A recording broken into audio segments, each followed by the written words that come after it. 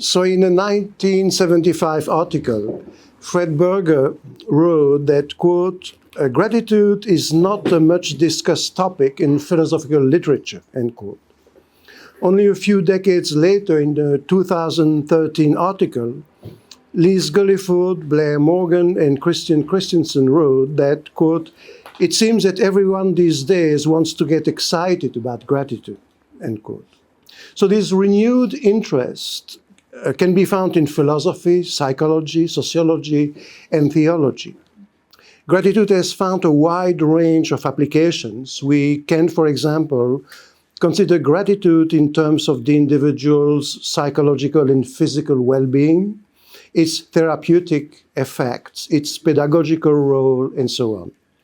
It can also be studied from different methodological angles as an emotion, an attitude, a behavior, or a quality of the individual. So I see gratitude in relation to vulnerability as an attitude of acceptance of one's dependence on others and on the vagaries of life. Gratitude is essentially about recognizing one's own vulnerability. This acceptance is not merely psychological, as if it were merely a mental state of being grateful. I would like to show that gratitude is in fact a process of self-transformation. Acknowledging vulnerability is no easy task. It requires humility, the awareness that we did not make ourselves, but have become what we are thanks to institutions, culture, family, and friends. In short, this profound humility consists in acknowledging our fundamental dependence. So it is not just recognition in the sense of a cognitive attitude, it is also an emotion of joy, rejoicing at having what we have not granted ourselves.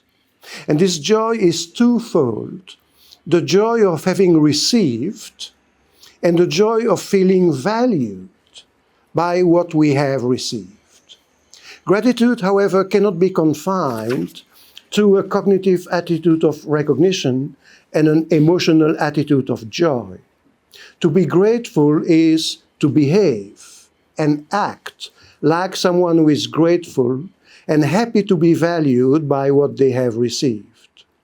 So I propose to examine these three components or constituent traits of gratitude: the cognitive aspect, which is named in the very term recognition.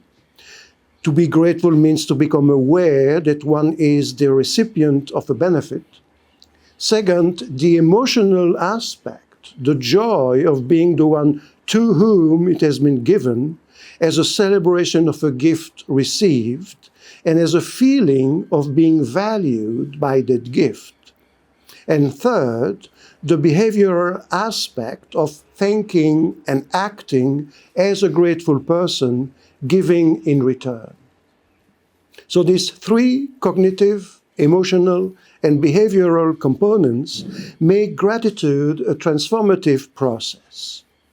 These three traits are confirmed by the studies of Lambert, Graham, and Fincham on gratitude. Their surveys of American university students are, of course, specific to a particular culture, age group, and level of education. They do, however, provide illuminating insights into the different components of gratitude as understood by young people outside of any conceptualization. The participants in this study use words to characterize gratitude that apply both to a feeling or emotion, words like appreciation, being grateful, feeling good, an attitude, being kind, compassion, being humble, and an action, expressing gratitude, helping someone, or reciprocating. So let us start with the cognitive aspect. The cognitive aspect of gratitude is the one that has been analyzed the most and is considered to define gratitude. So this is what the very term gratitude means. In fact, gratitude includes two relationships. One toward the recipient, being grateful to someone, and the other toward a benefit, being grateful for a benefit received. There is, however, a tension that can make gratitude lean toward intellectualization to the detriment of emotion, emphasizing knowledge to the detriment of recognition. It is clear that we can only be grateful if we are aware that a benefit has been done to us. Gratitude must therefore contain a minimal belief, such as an awareness that we are the recipient of a gift and that we have it in the first person. It is this first-person perspective that implicates the individual and gives gratitude its mine character, so a mineness that makes me invested in what happens to me. So this cognitive aspect has made it a social virtue. Many societies value this attitude as a cardinal virtue of the individual in order to build solidarity within the community. So because individuals are personally involved and expected to respond to a benefit received with a benefit returned later, gratitude guarantees the stability of a system of exchanges between members of a community. Cicero, for example, often cited in studies on gratitude, insists on this social dimension of gratitude, asserting that, quote, it is a virtue that is not only the greatest, but even the mother of all others, end quote. In the context in which Cicero lived, gratitude established a solidarity between equals among the Roman elite, maintaining the social order of the privileged. Seneca also says that beneficence, which is supposed to be reciprocated in the form of gratitude, is, quote, a practice that constitutes the most powerful bond of human society, end quote. We also find this view in Georg Simmel, who describes gratitude, so Dankbarkeit, as, quote, the moral memory of humanity, end quote. In a sense that, as he puts it, gratitude builds bridges between individuals and actions, as well as between the past, when one has received a benefit, and the future, when one will give in return. Gratitude thus forms the links in a chain of mutual influences between people, each aware of what has been given and what awaits response. Without gratitude, says Simmel, society would collapse. It is undoubtedly this cognitive aspect that gives ingratitude its terrible reputation.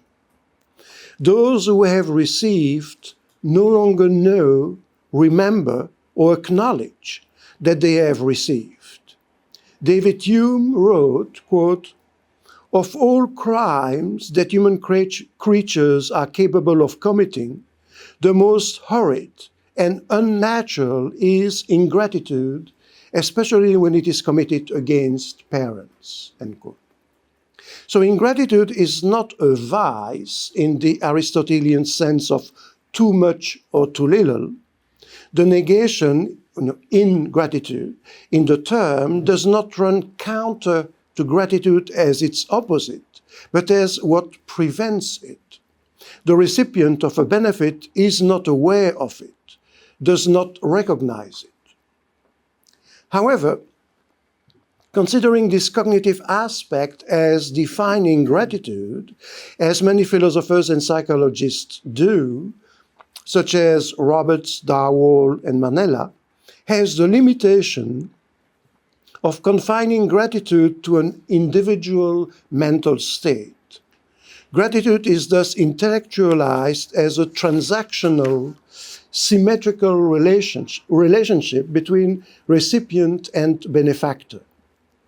Peter Strawson already mentioned this first defining feature of gratitude, the fact that it is directed toward a recipient. He called it a reactive attitude, in that it involves interaction with another person. Stephen Darwall calls this interaction, so gratitude, a second-person attitude, in that gratitude is addressed to a you. He calls it a reciprocating attitude, which he explains as follows, quote, "The attitude is taken not only from within a relationship, but also implicitly relates to its object, and thus involves the second-person pronoun," end quote. This trait has been given a number of names: targeted gratitude, prepositional gratitude, in that it is gratitude toward someone, so that is with a preposition, benefit-triggered gratitude, thankfulness, triadic gratitude, or tripolar construction, including two interacting subjects and a benefit. Roberts uses the latter expression to refer to what he calls the two-for structure. That is to say, the fact that, quote, a recipient acknowledges that he is indebted to a benefactor for a benefit, end quote. He specifies that this benefactor, quote, must be constructed as a responsible agent, in all probability, a relatively adult human being or God, end quote. Manella, Fagley, and many others also consider this transactional trait toward a benefactor as what specifies gratitude. Now, the problem I see with this transactional intellectualization of gratitude is that the relationship to the benefit becomes secondary. Gratitude begins after the benefit has been received and concerns the source of the benefit.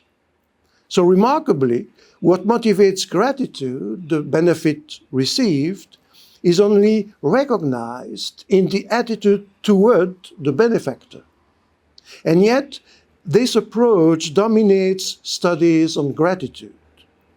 These studies take note of this benefit component under the names of propositional gratitude, because it takes the form of being grateful that, so with a proposition, a gift was made to me, dyadic gratitude, generalized gratitude, or gratefulness.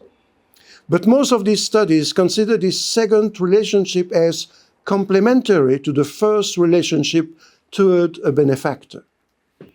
The relationship with a benefactor is not in itself the relationship with a benefit is not in itself sufficient for gratitude to exist.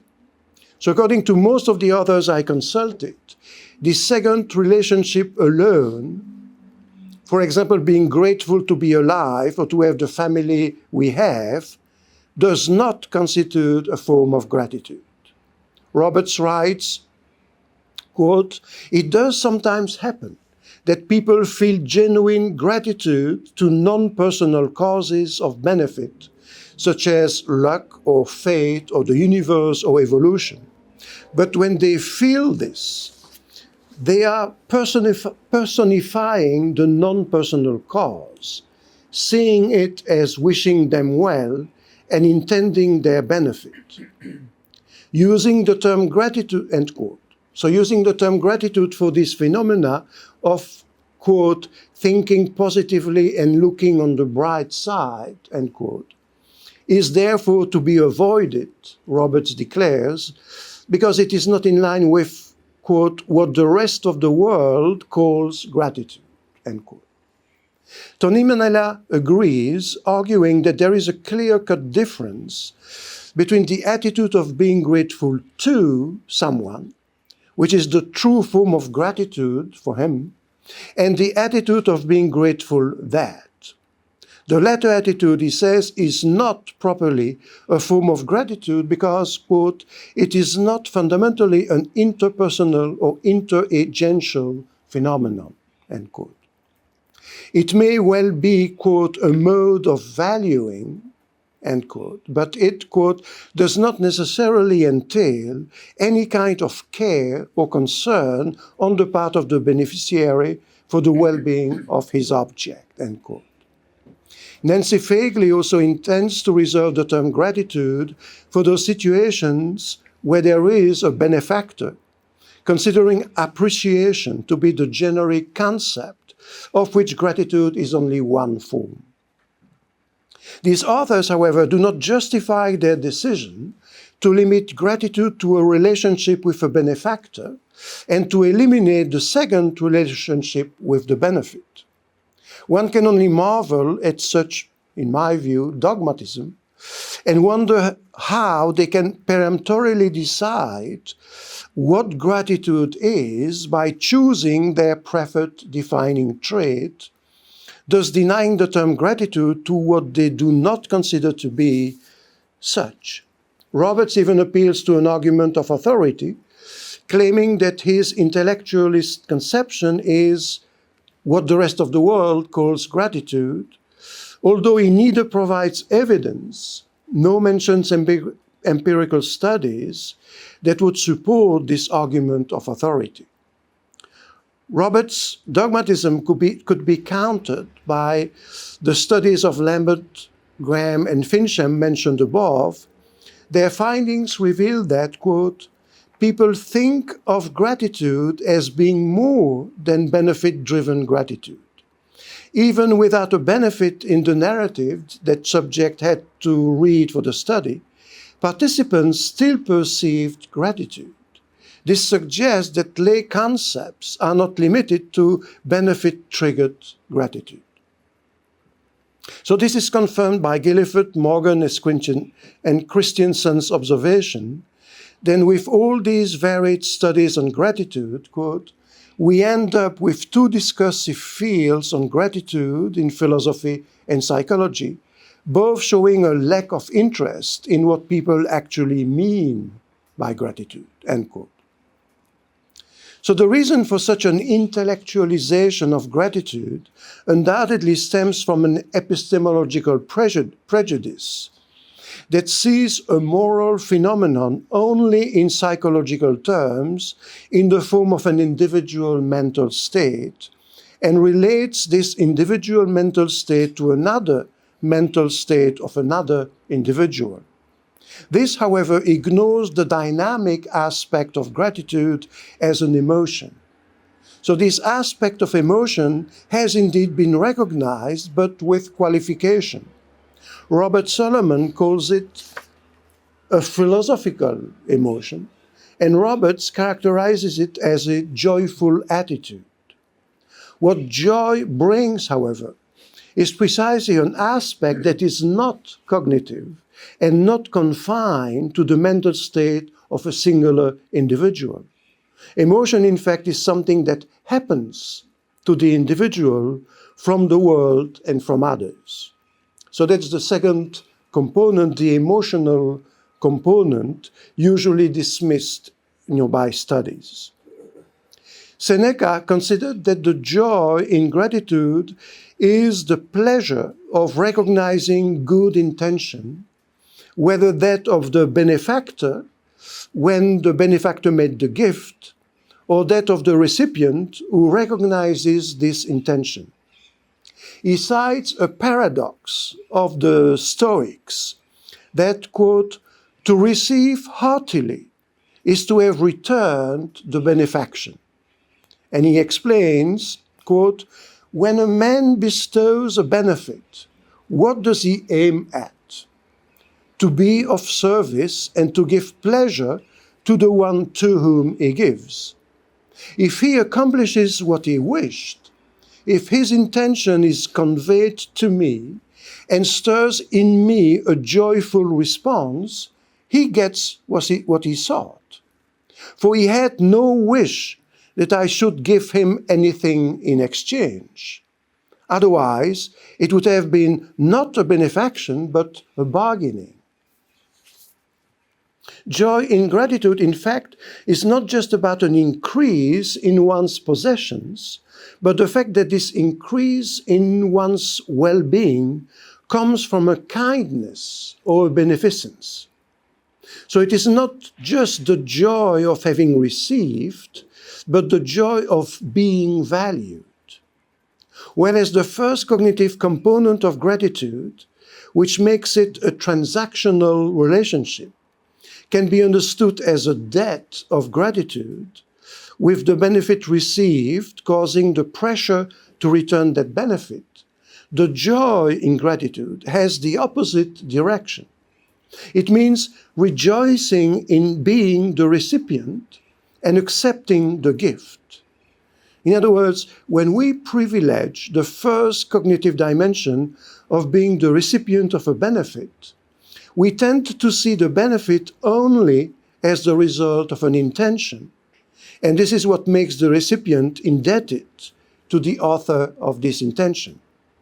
The gift is then seen as a result that motivates gratitude in return. And this gratitude is seen exclusively as the recognition of an intention coming from outside the individual in a symmetrical relationship of reciprocation between a recipient and a giver. Conversely, when we approach gratitude through the emotional component, as the celebration of being the recipient of a gift, we do not see the gift primarily as coming from someone's intention, but as that which we have received and enjoy. Gratitude then is the joy of recognizing oneself as the one to whom it has been given. This asymmetrical relationship opens up a dimension of transcendence. This emotional component in gratitude has encountered enormous conceptual difficulties to the point where many authors consider that this emotional aspect is not necessary for gratitude to exist and should be separated from it. So the first line of attack is to say that emotion, that is to say the appreciation for the gift received, is not gratitude, because gratitude is strictly a tripolar relationship, as Roberts, Manella, and Fegley put it. Roberts puts this feeling of joy in the category of what he calls grateful appreciation, like appreciating having escaped an accident or being in good health. So in the cognitive intellectualist framework in which he operates, gratitude is thus essentially an exchange, as also understood by Cicero, Seneca, and Simmel, in a sense of a social energy, the emotion being secondary, dependent on the cognitive component. According to Roberts, this joy or appreciation for a benefit received either implicitly involves a transcendence, such as God, in which case it has the tripolar structure, recognition for a benefit to a benefactor, and is therefore valid as gratitude, or it does not involve any benefactor, in which case it is a simple appreciation and not gratitude. In the absence of transcendence, Roberts says, it would be, quote, irrational in a mild and harmless sort of way for people to feel gratitude for fate or evolution if they know that fate or evolution is not in fact wishing them well and intending their benefit, end quote. Darwall, working in the same cognitive intellectualist framework, cites Seneca's view of joy in gratitude, but fails to see how this can be applied to gratitude. On the one hand, Darwall does recognize the transcendent aspect of this stoic, impersonal joy, which he describes in the following terms. So, according to Darwall, the joy that a benefactor should wish to elicit in and share with his beneficiary is their shared appreciation of the benefactor's impersonally valuable virtuous intention, end quote. On the other hand, however, he criticizes this stoic impersonal understanding of joy for its lack of value. Indeed, this joy, he says, is worthless to anyone because, quote, its value has nothing in particular to do with them, end quote. beneficiary and benefactor, end quote, nothing makes it distinctively theirs, end quote. So in his cognitive intellectualist framework, if gratitude is a singular psychological state, it is indeed strange to be grateful for something impersonal. Seneca, in fact, explains the joy that comes from giving as the wonder that giving was done when he writes, quote, "Where did you get the air you breathe? Where did you get the day that allows you to distribute and order the acts of your life? Where do you get the blood whose circulation sustains your vital heat? Where do you get the stimulants that awaken pleasure in the exhausted soul?" End quote. Remarkably, Seneca does not presuppose a God behind those benefits who would be their direct cause. Instead, he says, it is gratitude for what we have that makes us see it as a gift. So it is gratitude for what we experience that reveals what we have as a gift and opens up space in our daily lives for the revelation of goodness, and thus a dimension of transcendence. Seneca continues, quote, "If you are grateful, will you not say, a God did that for us? For he will always be a God to me," end quote. So it's a very movement like in Jean-Luc Marion, where we start with the gift, and from the gift we retrocede to the givenness. So David Steindl Rast's view of gratitude gives a central place to emotion. So for him, gratitude is not only recognition of a benefactor, but also the joy of being the recipient of a benefit. So whereas thankfulness is cognitive in a sense of intellectual recognition, which is a personal and active attitude with an action verb, to thank, gratefulness, on the other hand, is a transpersonal state, says Steindl Rast. Quote, "There is no action verb for gratefulness," end quote.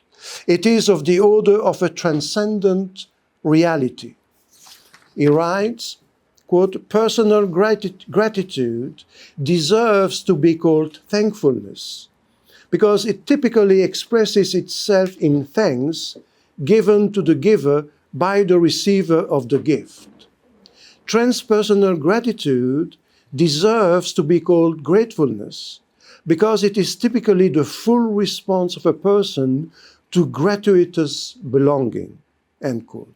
It is, he says, a celebration of undeserved kindness, end quote. In this respect, it is interesting to note the exchange between Steindl Rast and Roberts. So Steindl Rast responded to Roberts by arguing that the tripolar model of beneficiary, benefit, and benefactor proposed by Roberts captures only one aspect of gratitude as thankfulness, end quote, is ill-equipped to deal with gratefulness, end quote. According to Steindl Rast, thankfulness and gratefulness are integral parts of gratitude. Gratitude can therefore be seen as something other than a transactional relationship with a benefactor, such as feeling joy for having received something, hence gratitude, without considering anyone as a benefactor, so a view that Roberts considers irrational. So David Steindl Rast illustrates this emotional dimension of gratitude with this episode. As a young man in Austria during the Second World War, during a mob bombing raid, he was unable to reach a shelter in time and took refuge in a church. Lying on the floor, hearing the bombardment around him, he was convinced that the building was about to collapse on him. Here is how he describes the moment after the bombing stopped.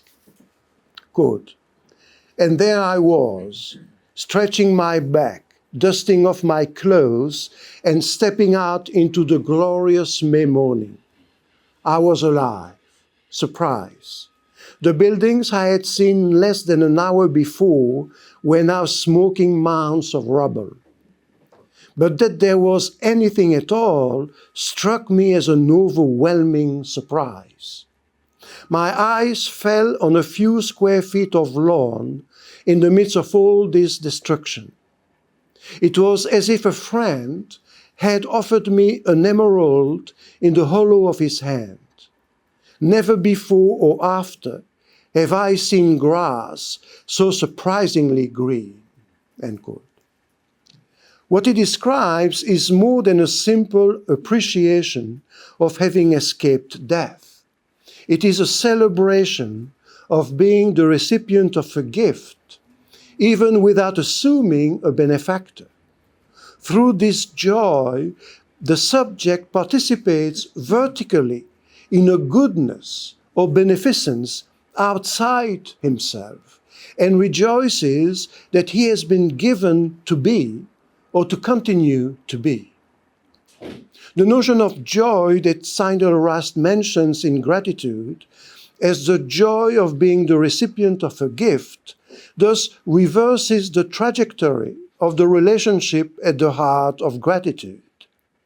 Instead of approaching the gift from the point of view of the cause, the giver as something or someone, we approach the gift in the phenomenon of its giving, of which gratitude is the awareness through the cognitive component and the celebration through the emotional component.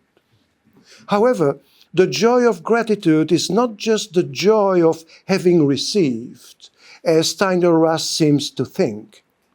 It is not just a joy turned inward, in the sense of being the recipient of a benefit. It is also a joy turned toward the world outside oneself, the joy of feeling valued, whether there is a benefactor or not. The distinction Steindl-Rast does not make between the joy of receiving, so the celebration of the gift, and the joy of being valued is important in that the second aspect of this joy is a form of radical humility. The debt that the cognitive component tends to include is matched by the profound humility of the joy of receiving. For it is not simply receiving as an autonomous subject who must give back in order to maintain their autonomy. Joy manifests the acceptance of being someone who recognizes their dependence and rejoices in such a dependence. Gratitude then is also about accepting one's dependence and rejoicing in it. It is a process of transformation. So the first component of joy, which Steindl-Rast emphasizes, and which consists in celebrating the gift received, does contain an element of humility, but it is a subjective humility, that of a person toward the gift. For example, toward the gift of existing, of being in good health, of having friends, and so on. The second component takes humility a step further. It is not just bowing before a gift. It is a joyful recognition that one's own existence has value, and that this value does not come from oneself. We recognize not only that we are not the author of our own existence, but also and above all, that this existence has been given to us, and that the value of this existence escapes what we ourselves can value. It is not a question of saying that we rejoice in being wanted, as if another existence valued our own, which would reintroduce an external transcendence. Rather, it is from within the joy of existing that we reconnect with a goodness that is not personal, as divine goodness would still be, but which manifests itself precisely in the fact that we exist and experience joy in doing so. Gratitude as an emotion thus opens up a dimension of transcendence that is not of the order of a great being, like God, who would confer being upon us, but of a goodness that transforms us by making us good and leading us toward good action. The transformative aspect of gratitude removes its character as a simple good feeling turned toward the other. For there is something dramatic about gratitude. It strips the individual of their autonomy, as in the example given by Standard Rust, and confronts them with their radical dependence.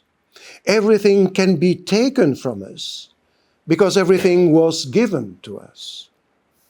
So gratitude is thus a movement of withdrawal in which the individual agrees to release all control and assent to their vulnerability by rejoicing in it.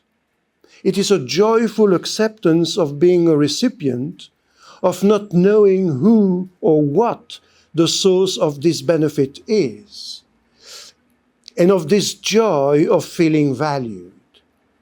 The individual is thus opened up from within, displaced from the status of autonomous subject to that of recipient. This intellectual trauma is experienced with joy. An example of this transformation produced by humility in gratitude can be found in the stories of people who have overcome addictions. They often evoke their gratitude for what they have become when they describe what they were like before their recovery.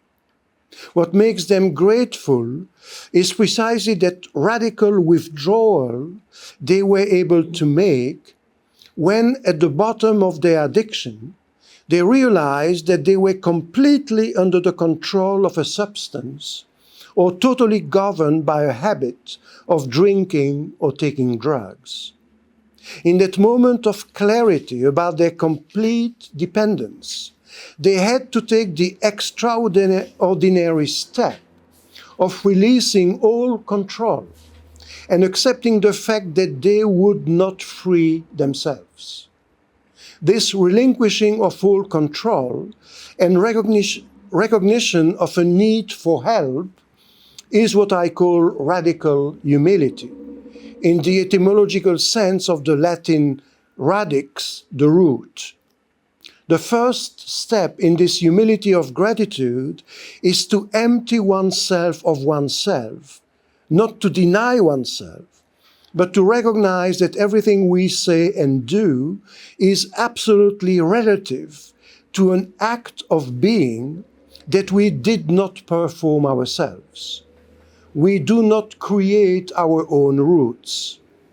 In a second step, this humility becomes radical in the sense that it allows us to discover new roots as an opening from within the individual who see themselves as responding to a gift of being. To name this withdrawal into the self and acceptance of one's addiction, many therapies appeal to the transcendence of God. So in the big book of Alcoholics Anonymous, for example, one of the steps to recovery is to acknowledge one's dependence on God. However, as Maria Hornbacher tries to make clear in her book Waiting, which is a commentary on the big book of Alcoholics Anonymous, one can speak of transcendence without appealing to a God. In fact, she mentions a gratitude that is not turned toward God, but is the state of someone who has been transformed. She writes, quote, "And perhaps the most important part of my evening prayer practice is simply this. I express gratitude. To whom doesn't matter. It doesn't have to be to anyone. The assumption that gratitude must be directed to someone or must be for something is, I think, quite false. I try to maintain a constant state of thankfulness. So according to the two aspects of gratitude we have examined so far, gratitude consists of a cognitive state of being aware of having received a benefit and a state of joy at having received and feeling valued by this gift. If gratitude were confined to this, however, it would be incomplete, in a sense that the invitation to enter into a relationship initiated by the benefit would not be recognized. If we were to confine ourselves to these two components, we would be interrupting the process of transformation that gratitude is all about and remaining focused on the benefit received. In order to respond to the benefit as someone who has received it, we must also show our gratitude by adopting a certain behavior. This behavior will bring the process of transformation through gratitude to completion. So this is the third trait of gratitude, grateful action. So gratitude as a force for action. The attitudinal component of gratitude has been widely recognized and is the basis of its qualification by some as a virtue. Cicero's Mother of All Virtues and Zimmel's Memory of Humanity were mentioned earlier. Now, in this system of social solidarity, being ungrateful is a breach of the social order and therefore a crime, as Hume called ingratitude. In this sense, Stadion Russ speaks of a volitional element in gratitude as, quote, wanting to acknowledge my appreciation by being grateful for the graciousness of the gift, end quote. Now, certain Buddhist practices can help us establish the relationship between gratitude as the joy of having received independently from a benefactor and action.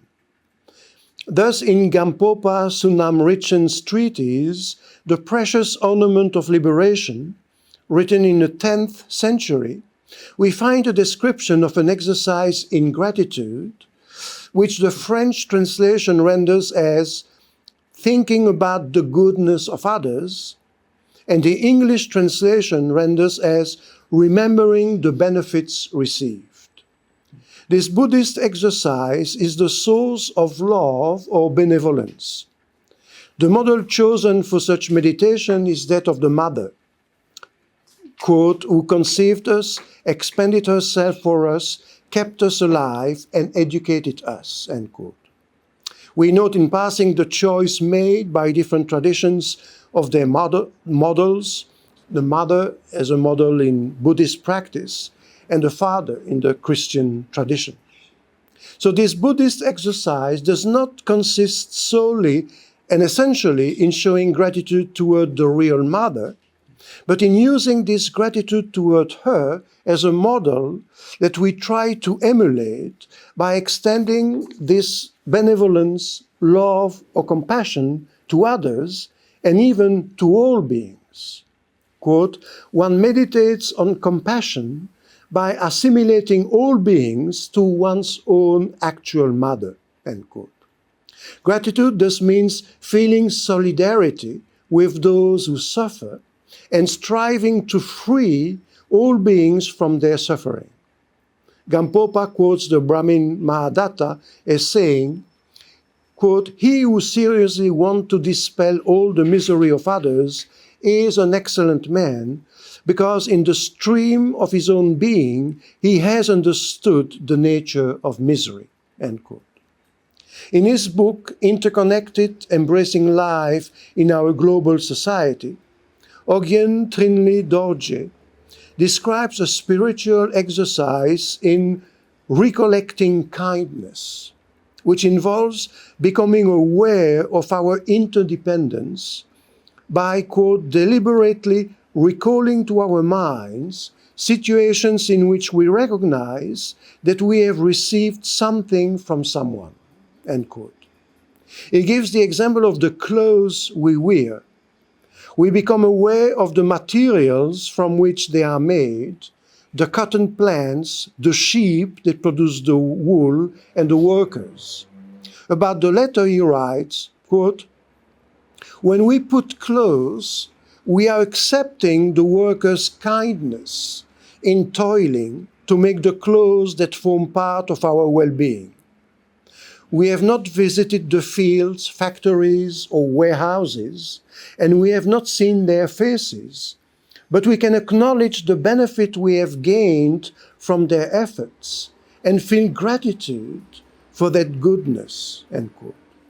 So this exercise of reminding our minds of the benefits received from others and cultivating gratitude toward them, quote, "creates a force that leads you to act, to benefit those who have benefited you," end quote. We can learn about the origin of our clothes and the conditions of the workers, and perhaps take action to improve their working conditions.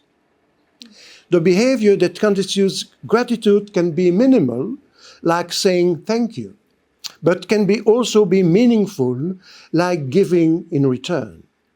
This attitude or behavior stems precisely from the feeling of being valued, as one has been by one's mother, according to the Buddhist practice. This feeling is one side of the joy of gratitude, the other side being that of being the recipient of a gift. So we said earlier that the cognitive component of gratitude gives it its first person or mindness character.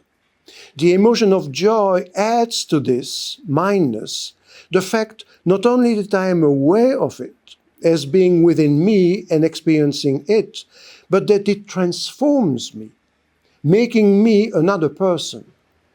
By assuming it as mine and rejoicing in it, I become different. Not only and minimally do I recognize in my behavior, for example by giving thanks, that something good has been done, that something positive has happened in the world. Not only does the fact that this behavior is motivated by the feeling of being valued prevent it from being merely psychological as a symmetrical reaction to discharge a debt.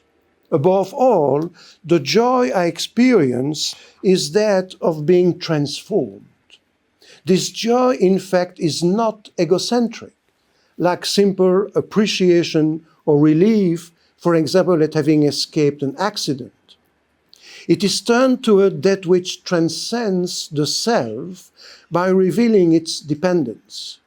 The value we attach to being valued as the recipient of a gift makes us acknowledge this appreciation of ourselves coming from outside ourselves and leads us to act as someone who has been transformed by the gift.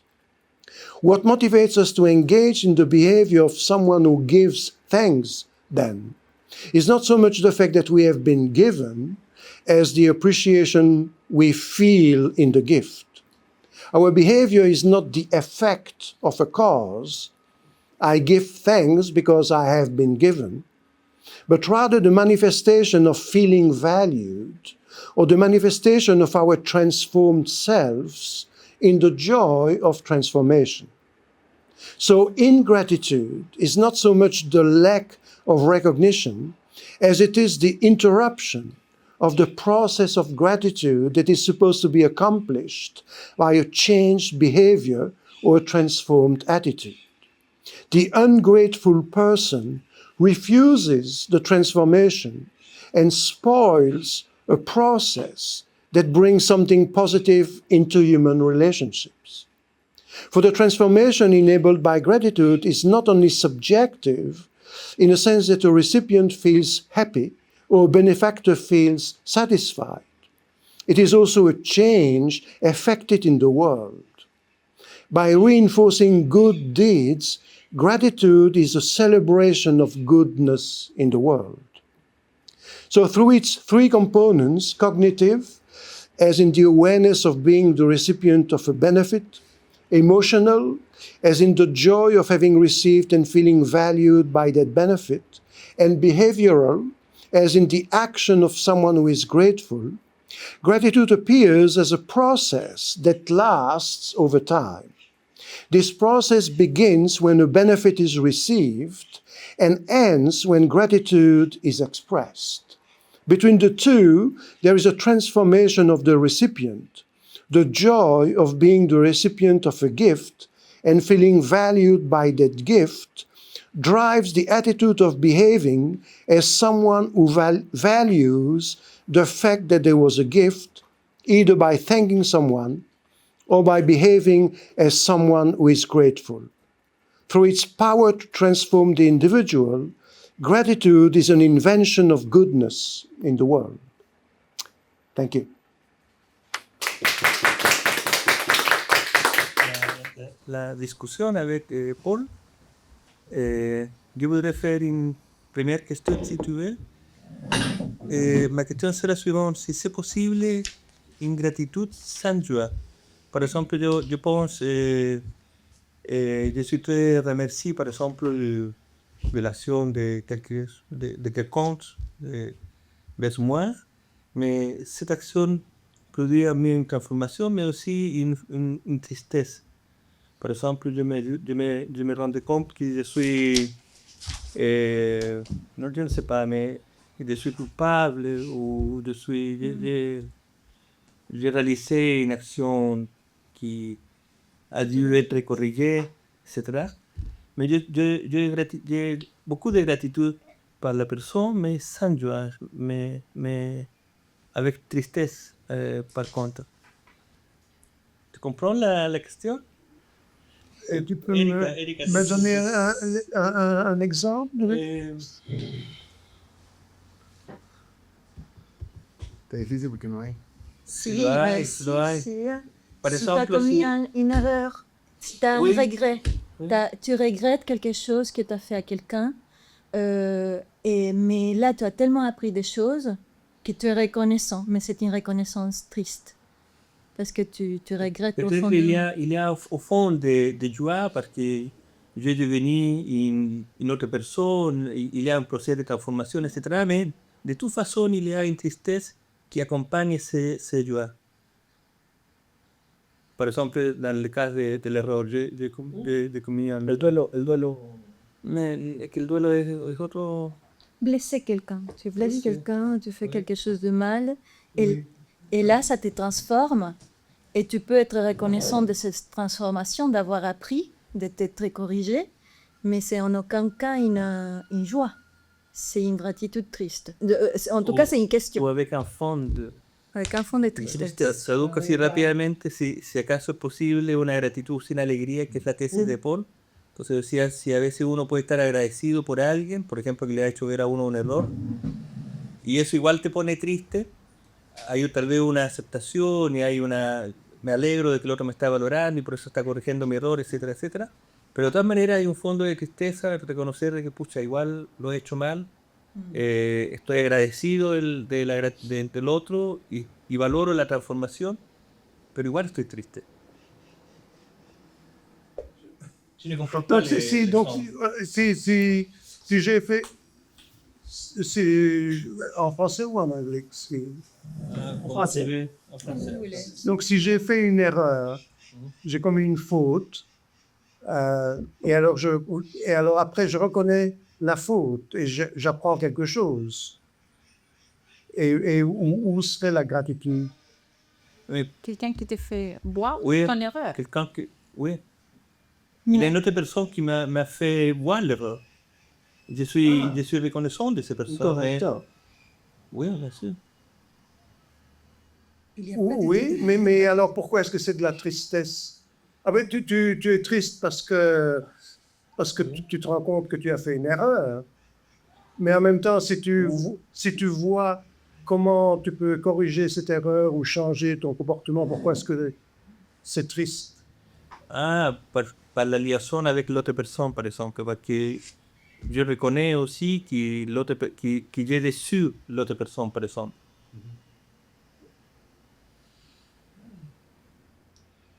Donc tu es déçu envers quelqu'un et en même temps tu as de la gratitude Oui. pour la personne? Oui.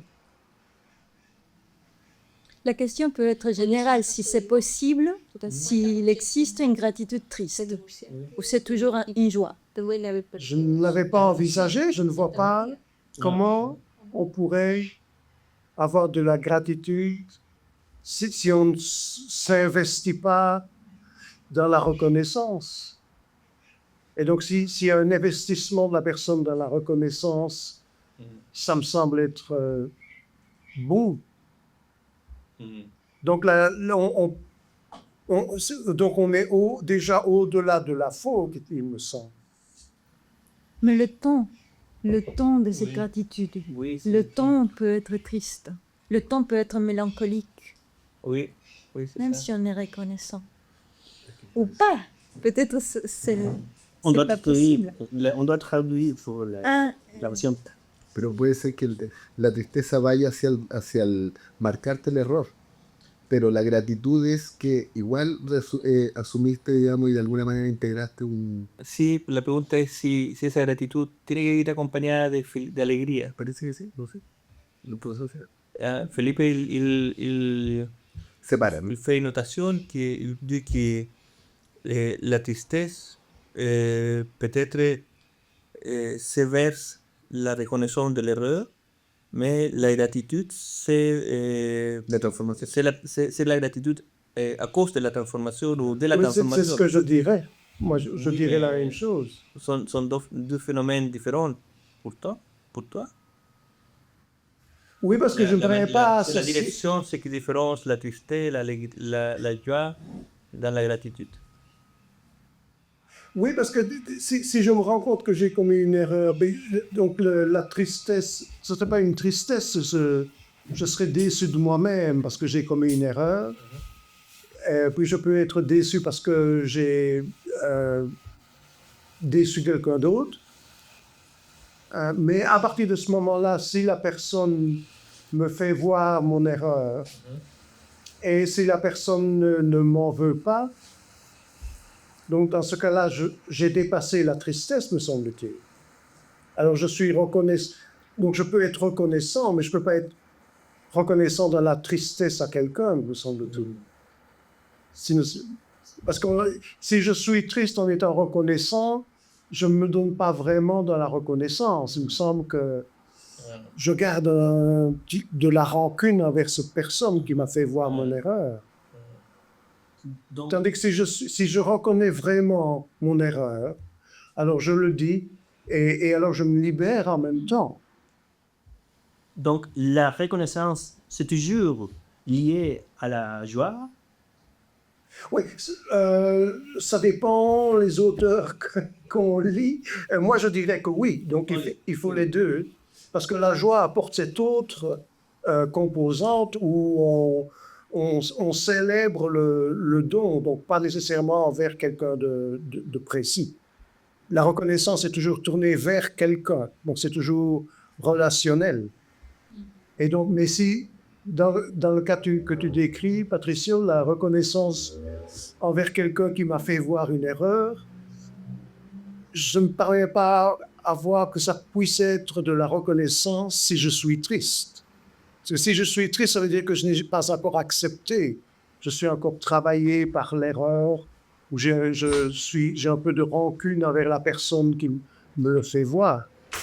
Voy a hacer un pequeño resumen que dice que en el caso de cuando me hacen reconocer un error y yo digo que hay algo así como una tristeza, él dice que probablemente no haya algo así como una gratitud heavy metal, lo voy a agregar el heavy metal para darle color, sino que puede haber incluso una suerte de rencor por la otra persona, De resentimiento. etcétera, ¿no? Y por lo tanto nunca es un verdadero reconocimiento de lo dado, por decirlo así. O sea, una condición, No, es la alegría. La alegría, sí.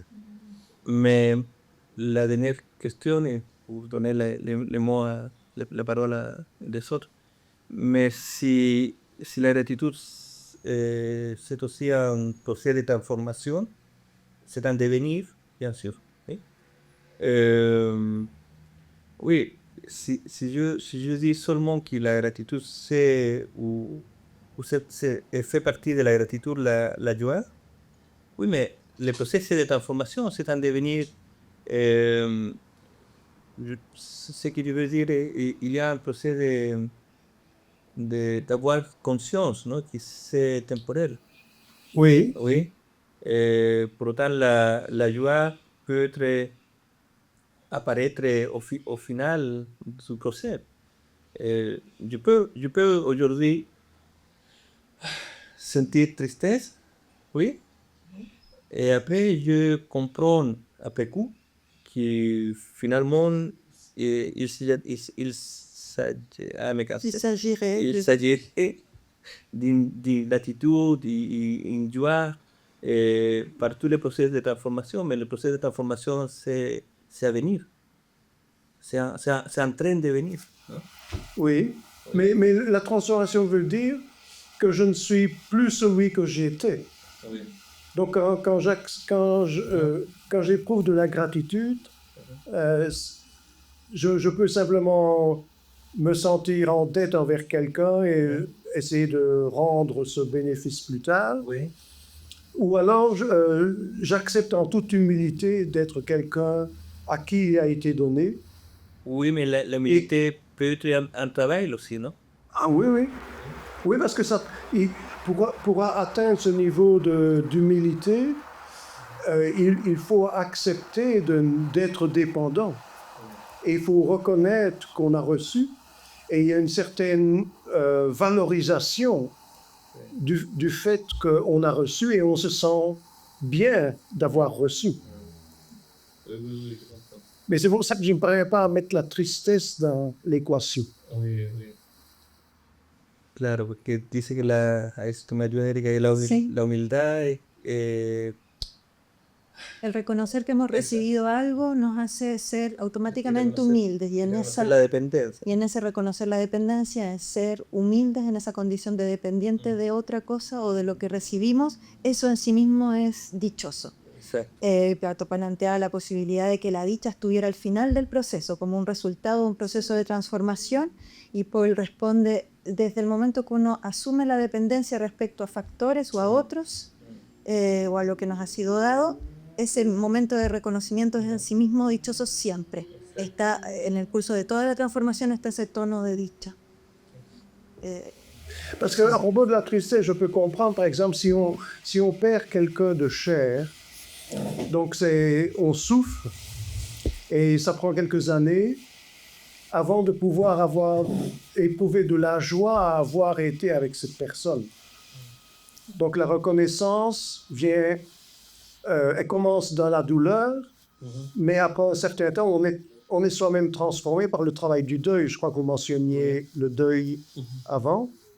Et le travail du deuil, justement, permet une certaine transformation où on peut arriver à sourire en se souvenant de cette personne et à se réjouir d'avoir eu la chance de vivre avec cette personne. Mais je ne vois pas comment on peut avoir la joie et la souffrance en même temps. I might have an example for that, going further with this, because we are regarding now how the one who receives the gift or the act of killing should be thankful, and in this being thankful in recognizing the dependency might set you free in some words, some theological words. But what happens with the one who gives, that interests me because, for example, you mentioned when you were reading the thing that is giving. For example, I might think I don't need that, but it is giving to me. I should accept it, even though I don't want it. Or another example, the sacrifice, when someone is taking caring for me, but at the same time suffering because of caring for me. So I receive this, but I should feel guilty because, for example, my mother can't work or can do things because she's staying with me and doesn't have any other choice. For example, because the gift is not only the gift, but the way in which it's given. Or countries, for example, the interdependency. Countries. In countries. No, countries. So Germany, okay. Asia, for example, or Latin America. there are those who need from the richer countries, but the giving, it is also a way of taking control and manipulate. So that's what made me think that sometimes the receiving is not such a freely gift, because it comes with something. And maybe, that's just an hypothesis, maybe that there comes this kind of fantasy that being autonomous or independent, I don't owe anybody anything, because the receiving like makes me taking debt with someone. And maybe these feelings come together because you don't only receive something, but you receive the sacrifice as guilt, or something with a check that you have to pay afterwards at some point. Or the realization of being wrong is also a gift that you don't necessarily want. Or you receive something that you don't need, but somebody said to you, like Trump, I will give the women what they need, even though they don't want it. You read that in the papers. He will show the women what they want or what they need. You know what? Resumir un poquito la pregunta. Que lo que digo a Patricio, o sea, como continuando la conversación de Patricio, es que en el fondo tal vez la idea de recibir, que uno debería sentirse feliz porque reconoces tu dependencia o interdependencia y eso te debería dar alegría. Pero si examinamos también cómo es algo dado, también ahí podríamos entender estas sensaciones distintas. Por ejemplo, si yo doy algo transmitiendo, por ejemplo, una madre que puede estar sacrificada por su hijo y transmite el cuidado, pero a la vez le va cargando con este sacrificio de que yo nunca me desarrollé, que yo nunca hice esto. Entonces no solamente entregas un don, La deuda. sí, exacto, generan la deuda. Y luego ponía otro ejemplo de los países. Cuando, Oye, pues yo entiendo, lo que pasa es que no sé hablar. No, sí, es para la grabación. Sí, para es para todo. Es para los estudiantes también. sí, no, pero en general. Y lo otro era que daba el otro ejemplo que era entre países, cuando tienes países pobres y países ricos que tienen interdependencia. Entonces, claro, hay países que te entregan cosas, pero te entregan cosas como un mecanismo de una dependencia que es de control. ¿Y qué otra cosa más dije? Algo de... Se me olvidó. Algo más dije. No, creo que dije una cosa más. Y el elemento que es dado, que si la persona no lo solicita, se le es dado de todas maneras. Y mi ejemplo era Trump cuando le dijo a las mujeres que él iba a hacer o les iba a dar a las mujeres cosas a pesar de que ellas no lo necesitaran o no los quisieran. Sí, Igual. ella me da protección igual. Igual, aunque no lo quieran y no lo necesiten. Entonces también el qué es dado, cómo es dado y qué es lo que es dado. Entonces sí. And my question is being grateful or being thankful should be in all these cases the same? Y la pregunta es si acaso la gratitud tiene que ser igual en todos estos casos. Oh, yeah. There is always the possibility that there will be a game of power in gifts, but then these are not gifts. Yeah. Because if it is a gift, and that's what Seneca said, if someone gives something and expects something in return, then it's a bargain. It is not a gift. And so certainly with countries, countries never make gifts. And of necessity, given the political structures in the world, so there are countries, they have all national interests. So politically, it would be suicidal for a country to make gifts. Okay. They need negotiation just for their own survival. In the case of Trump, of course, I'm not sure I want to talk about. And by the way, receiving something not wanted, I was told that in Japanese there is one single word for that. But even in that case, if a gift is not wanted, then it's not a gift. A gift is supposed to be for the benefit of the other exclusively. And if it does not benefit the other, it's the giver who is confused. So I certainly agree that there is always these dangers of power, taking advantage, taking control by giving. But strictly speaking, gratitude would not apply to that. So gratitude, even gratitude toward a benefactor is supposed to be outside the realm of obligations. Otherwise, it's not thankfulness. If I'm forced to say thank you, it's not thanking. So gratitude is supposed to be free. Even for those who consider that it's always toward a benefactor. So it cannot be demanded. It has to originate from the person who received, and it has to originate freely. But at the same time, and that's why, if there is joy in it, then it must be something that the recipient values and wants to have. Otherwise, it's not joyful. And if it's not joyful, I would say it's not gratitude. Can I reply? Sure. But then giving is an extremely complicated act because you need to know the other one to know what he or she might want, need, and should be really being giving with an act of fully reconocimiento, so anerkennung of the other, this other, which make the things very complicated, because how much or how do we give something where we take out of this equation, like I don't expect nothing in return. There are little things, love maybe, and even love sometimes it's complicated.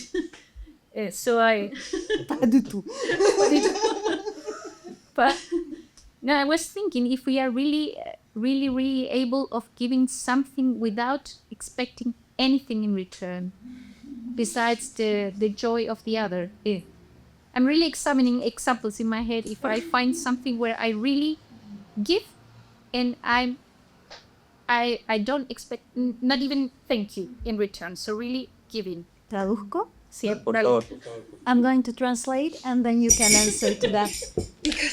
Yeah, so the answer. Al alemán, hasta el alemán. Al español. La respuesta de Paul a la primera pregunta de Johanna fue que el poder siempre puede inmiscuirse en las relaciones de gratitud, pero en aquel caso dejarían de ser gratitud, dejarían de ser casos de gratitud. La gratitud implica que nunca hayan relaciones de poder.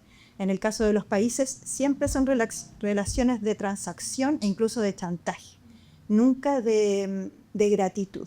Esa gratitud siempre tiene que ser gratuita, en dos polos, gratuita de parte de quien da, y de quien recibe tiene que nacerle el dar gracias. Ese gracias tampoco nunca puede ser obligado. Sobre Trump no se va a pronunciar.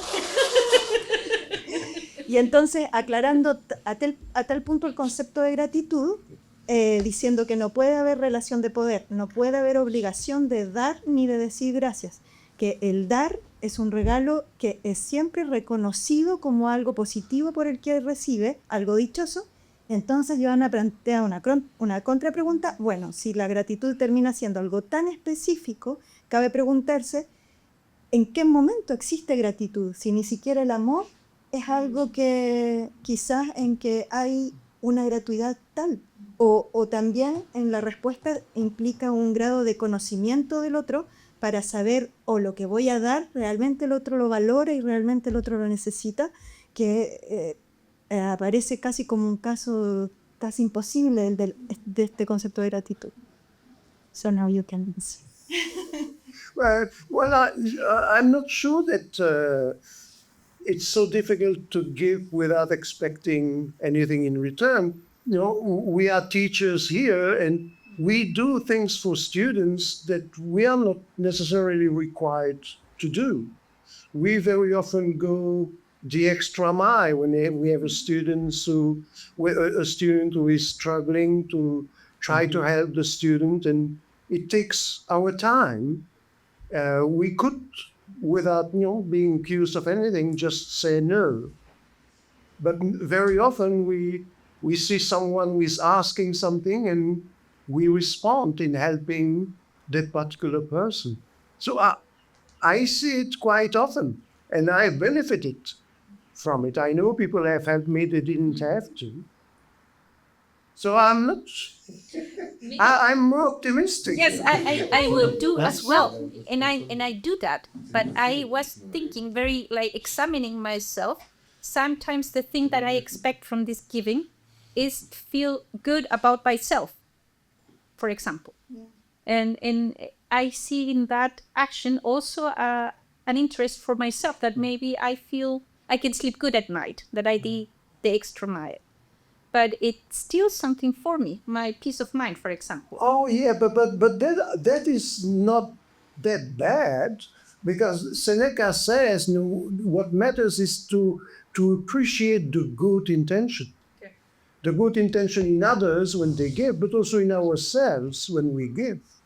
So feeling good because we have good intentions, that's not an interest. It's not being interested. It is just rejoicing at being a good person.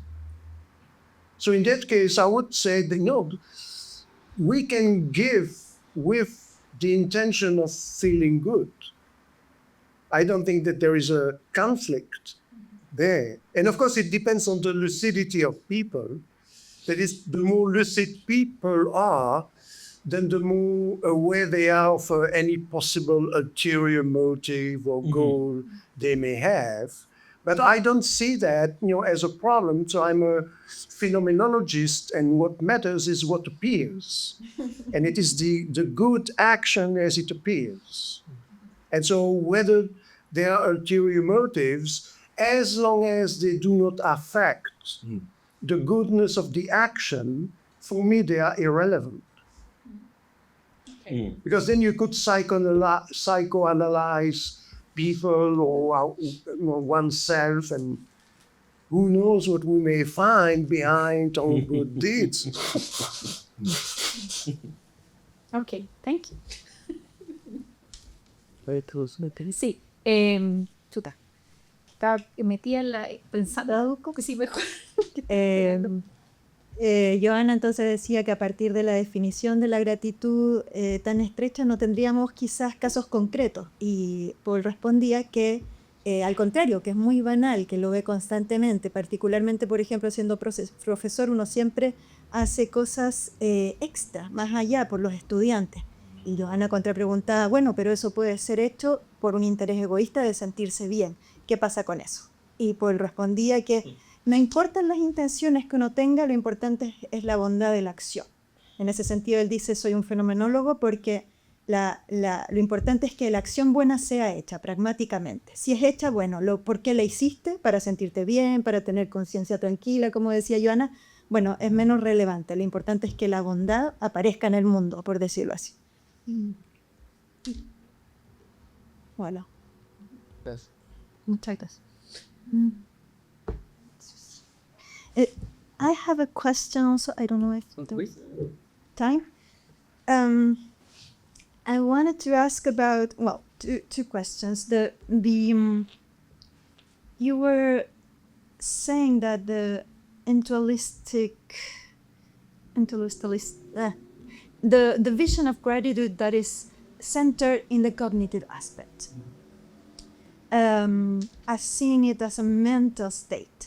And then you opposed as a second element or aspect the emotional aspect, and that will guarantee almost, that's what I saw in your presentation. I wanted to ask if you really think so, that we're going to see gratitude in a more vast way, less individualistic. But my first question was that emotions can be interpreted as mental state, as individual mental states. So maybe in how you expose your idea, maybe not presuppose that the only word, the mere word emotion or the mere enunciation of this aspect is going to guarantee us understanding gratitude better, because it can also be reductive, the understanding of emotion. So you defined it very well for your idea, but yeah, just that emotions can also be seen even as biological phenomena, or even as only mental states in a psychological paradigm. So that was one. I don't know if it's question. If you think that it will be better to clarify that or not. And my real question, my second question, is about the reminding aspect of the pragmatical gratitude.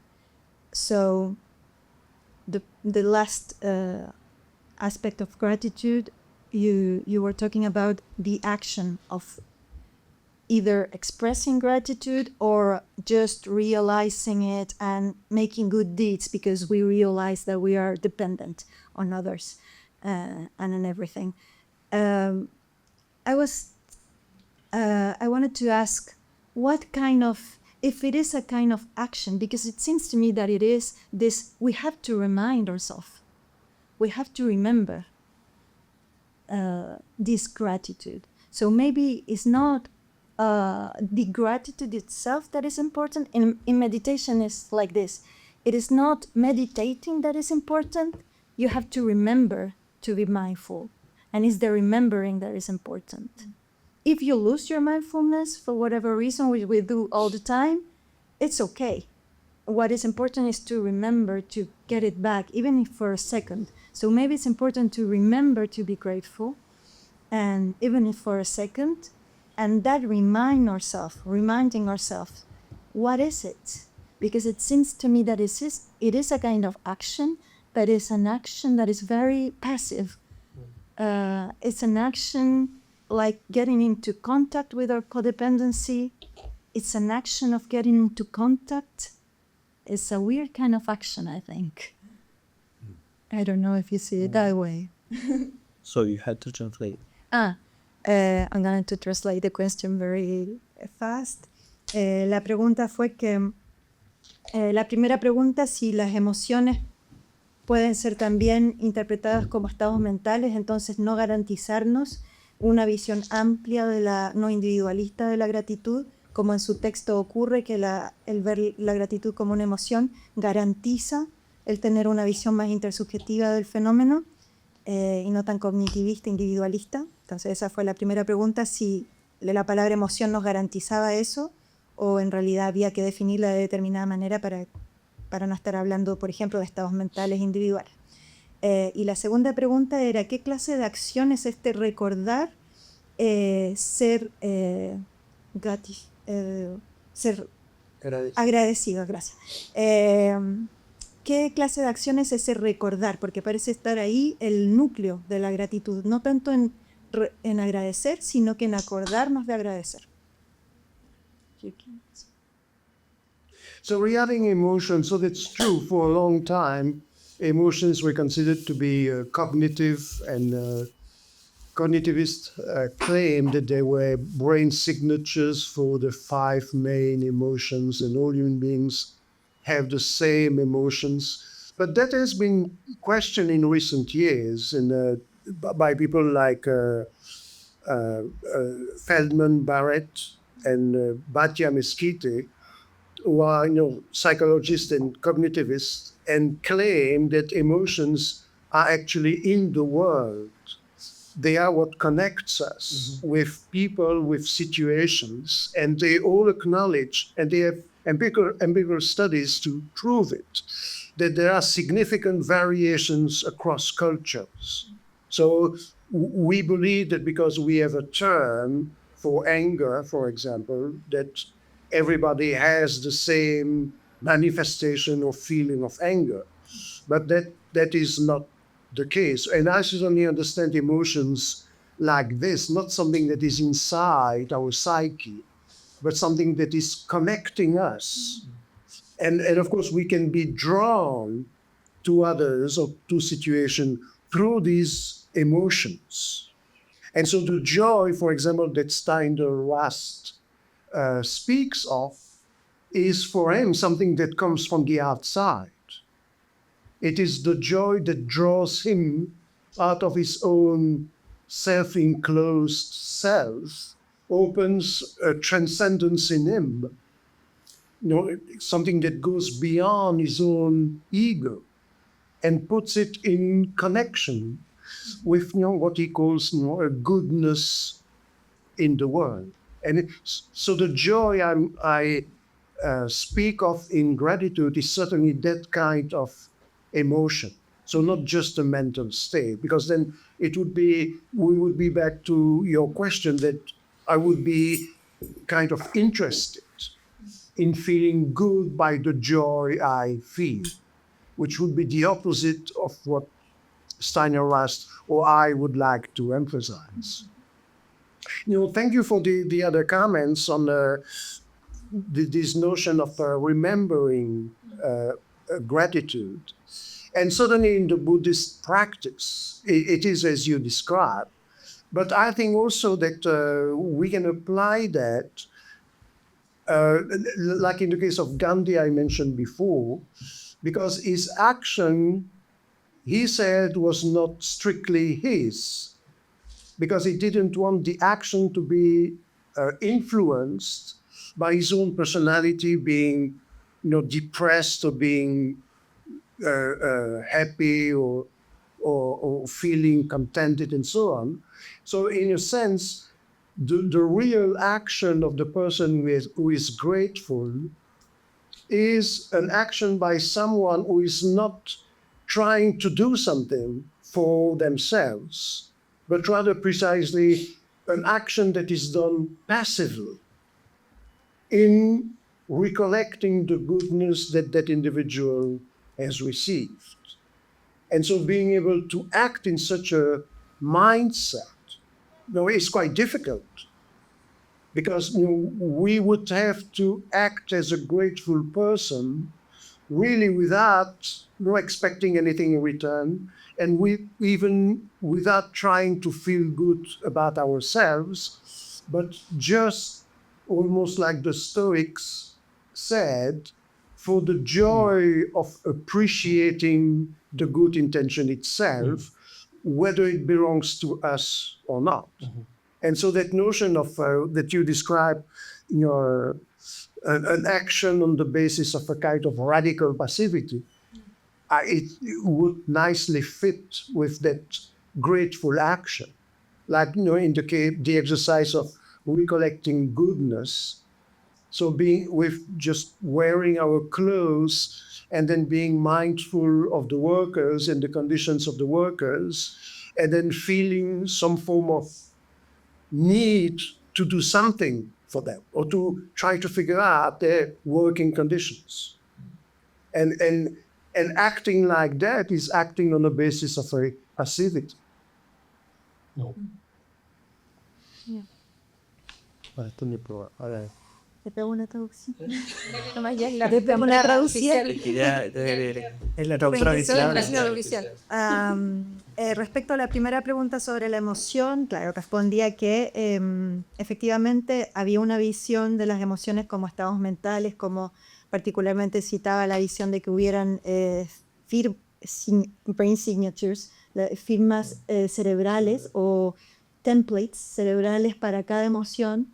Esa visión, impronta, está buena esa palabra, sí, cerebrales para cada emoción, y que esa visión ya estaba muy superada por la visión representada, por ejemplo, por Sarah Feldman Barrett, de emociones que son más bien culturales, que no son objetivas ni compartidas por todo el mundo ni universales, sino que son fenómenos tanto culturales como fenómenos que nos ponen en contacto con los demás, con el mundo, que están afuera del cerebro y afuera de la subjetividad individual. Entonces eso respecto a la primera pregunta, y respecto a la segunda, le estaba de acuerdo que se trata de una acción, la acción de dar gracias. Recitaba el ejemplo de Gandhi que dio, porque la acción de la gratitud es una acción que se funda en la conciencia dichosa de la pasividad o la codependencia en que estamos respecto a otros. Entonces volví a poner ese ejemplo de el reconocer que algo tan básico como nuestras vestimentas han sido hechas por trabajadores, y que ese reconocimiento de cuán dependientes somos, entonces ese reconocimiento de nuestra pasividad, nos lleve a hacer good deeds, buenas acciones, a actuar en favor de mejorar el mundo o las condiciones de vida de esas personas que nos dieron algo que nosotros nunca pedimos explícitamente. Entonces que sí que estaba de acuerdo con la segunda. Y otra serie. Preguntas, comentarios. Tu pregunta. J'ai une deuxième question.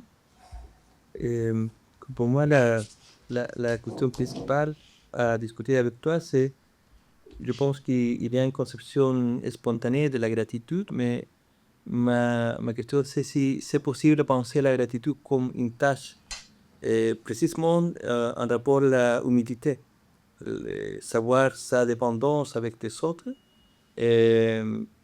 Peut-être signifie oui, signifie que la gratitude soit une tâche que je dois apprendre, mais pas par lui-même, par soi-même, sinon par les autres. Par exemple, je pense l'exemple d'être introduit dans une communauté religieuse, oui, le christianisme par exemple, dont des hommes sont, dont tu as appris la gratitude à partir d'une expérience communautaire et que c'est aussi une hérédité. Un héritage. Un héritage, pardon, un héritage. La gratitude, soit, c'est dans ces cas peut-être une ambiance, oui. Et tu entres dans une ambiance qui c'est une ambiance de gratitude et qui tout ce que tu fais avec les autres, c'est pour apprendre à remercier, oui. Et dans ce cas, la gratitude, c'est un apprentissage indéfini, peut-être. Oui, n'est pas un acte spontané. Oui, oui. Et on a, oui, et on a la même situation avec le pardon. Oui. Et c'est ce qui motive les critiques à dire que c'est la tradition qui encourage ces attitudes d'humilité et de pardon.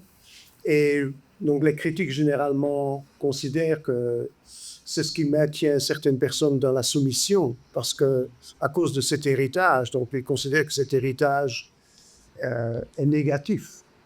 Et c'est certain, comme dans le cas des émotions, parce qu'il y a une dimension culturelle et historique. Donc, on a besoin d'être dans un certain environnement. Il faut savoir ce qu'est la gratitude, ce qu'est le pardon. Les enfants doivent connaître le mot. Ils doivent apprendre par expérience et avec leurs parents et les autres comment l'utiliser. Donc, il faut cet héritage, il faut cet environnement culturel pour pouvoir la pratiquer, la gratitude ou le pardon, mais je ne pense pas que ça limite le pouvoir de la gratitude et du pardon, parce que finalement, ce sont les individus qui décident. Ça doit venir, donc ce n'est pas spontané au sens où ça se génère par soi-même.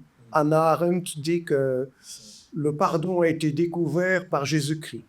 Ouais. Donc elle prétend qu'avant le christianisme, le pardon n'était pas valorisé. Mais ça ne veut pas dire qu'il n'y avait pas de pardon avant. Mais une fois qu'il y a une tradition, de fait, ça donne un outil supplémentaire aux gens pour gérer les relations sociales. Et donc il faut un encouragement pour utiliser ces notions de gratitude ou de pardon, mais ultimement, c'est l'individu qui doit éprouver cette joie. Donc la joie ne peut pas être imposée. Même si les gens ont besoin d'avoir des mots, des concepts pour parvenir à gérer, à mettre un nom sur ce qu'ils ressentent ou sur ce qu'ils veulent exprimer. Donc je suis tout à fait d'accord avec toi. Et il y a des cultures qui favorisent davantage certaines attitudes que d'autres. Mais ultimement, et justement à cause de cet élément de joie selon moi, le lieu de la gratitude ou du pardon est individuel, toujours spécifique, toujours en situation et toujours sous la responsabilité de l'individu. Donc si l'individu ne reconnaît pas le cadeau comme un cadeau, si l'individu se sent manipulé en recevant un cadeau, il ne doit pas y avoir de gratitude. Oui, mais c'est un concept personnel, mais pas individuel, non? C'est la personne comme relation, finalement. Non? La personne de la gratitude, c'est la personne qui est comprenée comme une relation, toujours, non? Oui. N'est pas l'individu seulement, non? Qui a la capacité de la gratitude. Oui, mais il faut que ce soit. Donc, c'est relationnel. Pardon? C'est grâce à l'autre que je peux être reconnaissant, non? Oui, oui, mais je crois qu'on peut aussi avoir de la reconnaissance, même si ce n'est pas envers quelqu'un. On peut avoir de la reconnaissance pour être qui on est. Donc sans devoir remercier quelqu'un ou Dieu ou nos parents. Donc c'est vrai, c'est relationnel, mais relationnel n'est pas nécessairement entre moi et quelqu'un d'autre. Le relationnel peut être en moi-même. Je me reconnais comme relationnel. Oui, merci. Así un breve resumen, yo le preguntaba que lo veía que la gratitud parecía un poco espontánea en él, y yo le preguntaba si acaso no podía hacer una tarea, y el ejemplo que le daba era sobre el cristianismo, pertenecer a la comunidad cristiana, donde la gratitud también vivía como una atmósfera, no solo como una emoción individual, pero y donde uno es introducido en la gratitud, ¿no? Es decir, de alguna manera ser cristiano supone hacer un aprendizaje constante, a ser agradecidos y también humilde, ¿no? Y si acaso eso ponía un poco la idea de que la gratitud es difícil, es una tarea, ¿no? No es una cosa, no es un asunto espontáneo. Paul dice que está de acuerdo, pero que de todas maneras es un acto personal, aunque ese acto personal también es siempre relacional, ¿no? ¿Sí? Más o menos. Gracias. Merci. Más preguntas, comentarios, observaciones, objeciones.